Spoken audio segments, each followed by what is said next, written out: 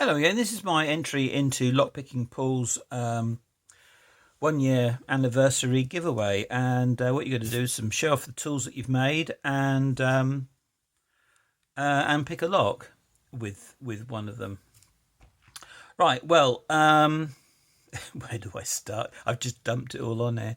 Well, let's start with these. These two are a couple of disdetainer locks picks that I made. There's a tension tool part of it, that's that bit there, and then there's the pick there. I'm sure you're all familiar with this design because basically it's a copy from the Sparrows one, and it was inspired really by to me by Chris Capoon, and I saw his and I looked at it and everything.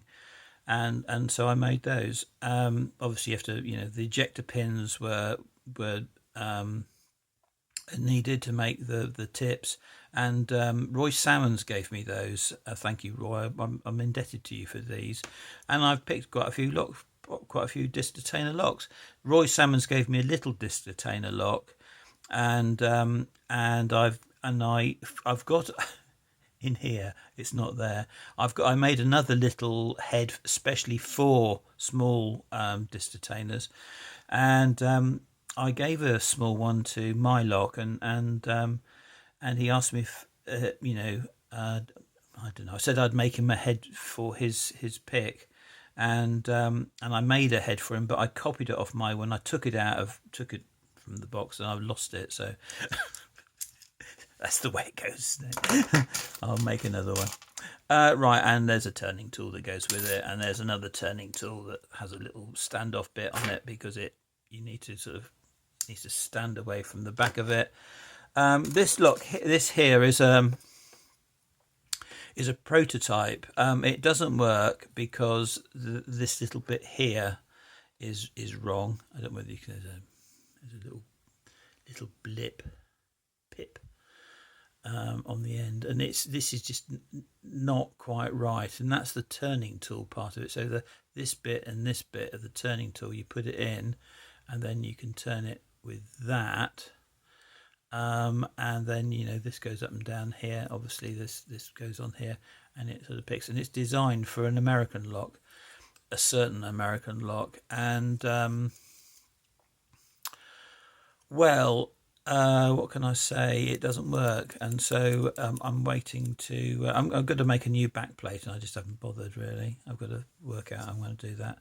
Haven't worked the design of it out at the back. It sort of almost works. It's called a Lushy. All right. These are the turning tool, the tension part of picking a lock like this. I'm not going to pick it, but I'm going to show you how it goes, just in case you haven't ever seen one. This is one specially made for the chub. It's an X chub key, and it's got a little nip out of here, and that goes in, and that's what tensions up the bolt at the back. And then, it doesn't really matter which one I pick, does it? Let's have that one. That'll go in, I think. This isn't the one for it, mind you. And then that goes in, and you have to. They are a bit.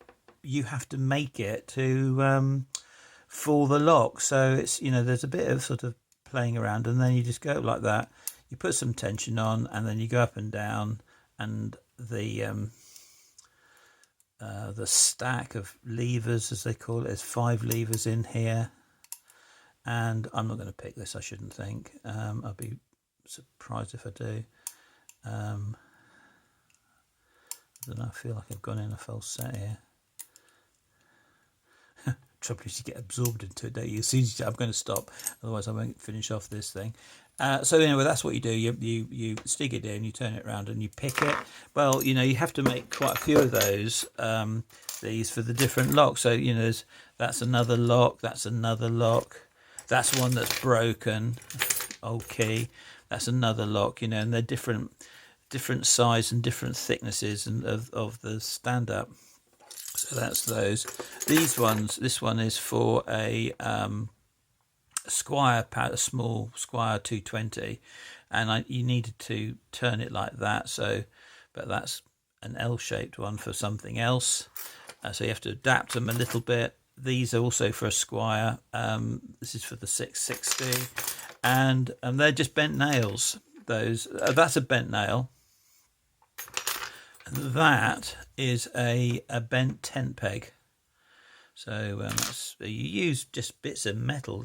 There's another bent nail one, and this has got a small stand up here, and that's just from the head of the nail. Just grind, you grind all this off, and you get that.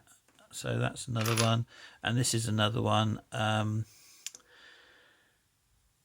don't know what this is for. Again, it's a curtained mortise lock. So that's another sort of thing there. And then that's another one which is just a piece of metal that I've done, and that was for the 220. What do you call it? Squire. And then these are the sort of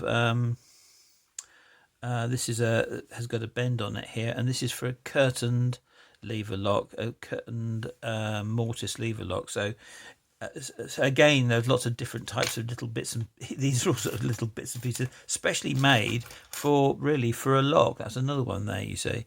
Right, so that's that little lot. Now then, this one, I'm going to use this one. This is the lock. I'm going to open a lock, and that's this lock here. Now this lock was given to me by a friend of mine, and it was on a gate, and there's another lock involved and a chain and everything, and it was extremely gunged up. I mean, it was when I say gunged up, it was rusty. I have well oiled it, I've soaked it, I've done all sorts of things, and it's dried out a little bit, and it's a bit gungy. But where are we? Oh, there they are. It's a warded padlock, and you can see here. I don't know whether you can see that. Do you see how they're different? This is the standard one, but this doesn't open this. This one, the commercial one, doesn't open this because it's got inside of here. There's a little post that stands up. So it's basically that off and with a little dent in there. You see, so I made that one. It took a bit of time to get to the point where I could get that made, but that then goes. But you'll have to push this in a little bit because the tension inside here, there's a strong spring, and I think that might be it. No, it hasn't gone. It's because it's so gungy and the spring is tight. I'm going to break this bloody thing off in a minute. That's it. Make sure I'm not going to break that. Give it another go. So it's so gungy in there. That's it. There we go. And that's open. There you go, Paul. That's it opened with a special tool that took me ages to work out what to do. And that's the trouble with this game, isn't it? You have to spend some time looking how the whole thing works, and that's what makes it fun. I love making these tools, actually. And so there we go. I hope that's okay for everybody. See you around. Congratulations. Links in the description to Paul's channel, of course.